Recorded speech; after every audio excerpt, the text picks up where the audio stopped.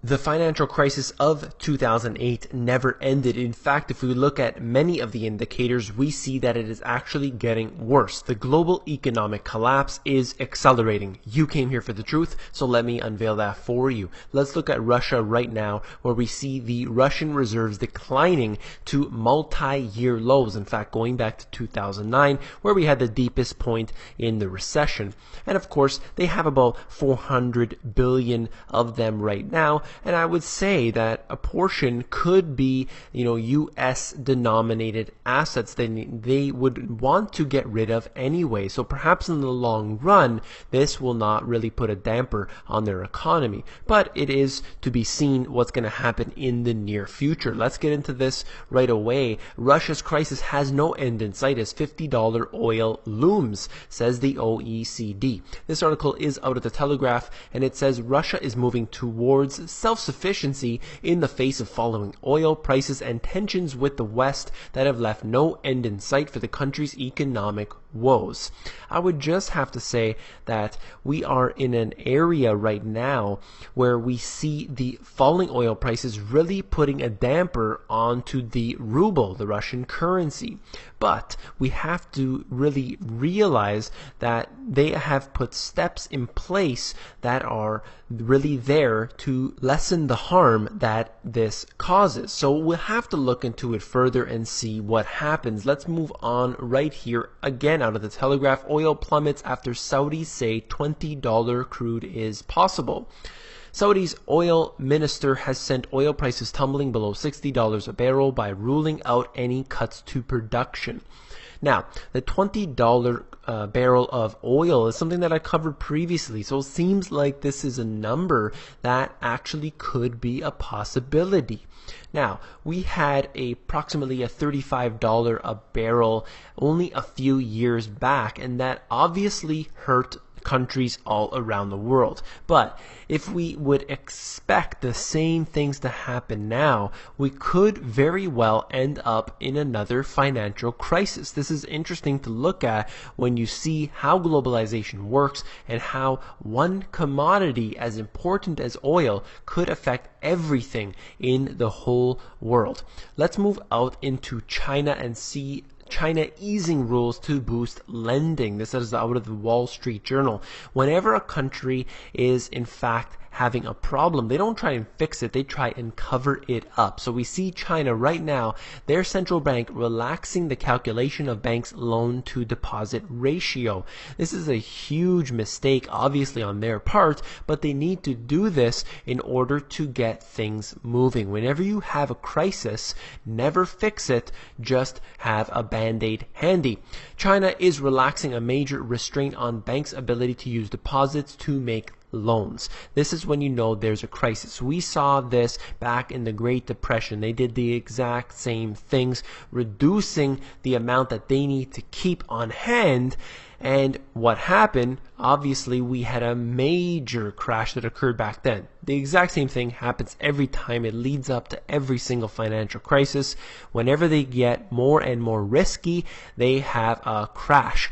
And I'll show you that in a moment. Let's get into this first. The wealth gap between upper and middle income households at a record high. This is the US, and you see that whenever we have a crisis occurring, there is always a big divide in between the rich and the poor. These are the statistics that you need to see. Whenever somebody wants to deny the crisis, they can read these statistics and realize how bad things are. So we'll move on right here to the subprime mortgages. You all know them. You know how bad they can be. This article is out of Bloomberg. Subprime angst fades as crisis era bonds show a 12% return. I can't believe that any company would actually want to invest in this. This is the worst of the worst garbage that was in fact rated at AAA because of the collusion between the rating agencies and the government and the financial industry. Remember when nobody wanted to touch US subprime mortgage debt? That's just a distant memory as it delivers some of the bond market's best returns. That's how desperate they are to find quote-unquote assets. These investments, as they call them, are nothing but garbage.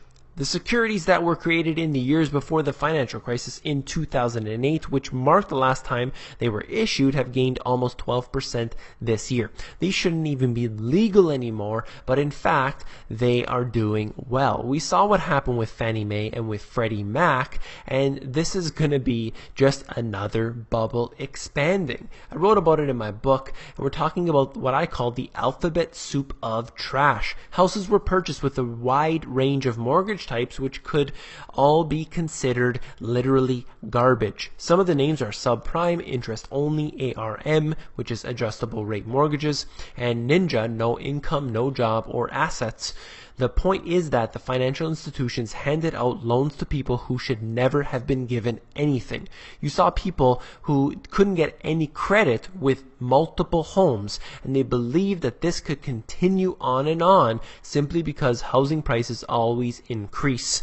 And we saw the failure of that. And then Fannie Mae and Freddie Mac literally went bankrupt, and the US government had to be there to step in and pick up the tab. We're going to move on to this. Japan approves $29 billion spending package to boost the economy. This is out of Bloomberg, and they said Japan's government approved a $3.5 trillion yen fiscal stimulus package to boost the economy after April's sales tax hike caused consumption to slump. So of course, they increase taxation, and then the economy begins to slide. So instead of decreasing the taxes, they don't want to admit their fault, so they just print up money and stimulate it. This is what the US did, and of course we saw what happened. You see an increase in inflation in food and electricity prices, but of course nothing has been fixed. Japan is definitely the center of all of the QE and stimulus packages, been doing it for decades, and nothing has been fixed. We have covered this on this show right here, and we see it getting worse and worse. It is very, very unfortunate to see the failure before our very eyes and see how they're not fixing it at all. And again, another government that doesn't know what they're doing. Insured that got a $145 million loan under Obamacare is almost broke. This article again is out of Bloomberg, showing you the failure of the US government and Obamacare. A startup insurance company loaned $145 million by the U.S. government under Obamacare is running out of money and being taken over by state officials in Iowa. Obamacare is definitely a failure. We see that is doing nothing but siphoning money from the individual taxpayer, causing, I believe it was 21 new taxes on the individual citizen. And here they are going bankrupt in this case, and the US government is there to pick up the tab. This is definitely not going to work out. We see how this is just like what happened with the housing crisis with Fannie Mae and Freddie Mac, and we're talking about trillions of dollars being forced onto the back of the US taxpayer.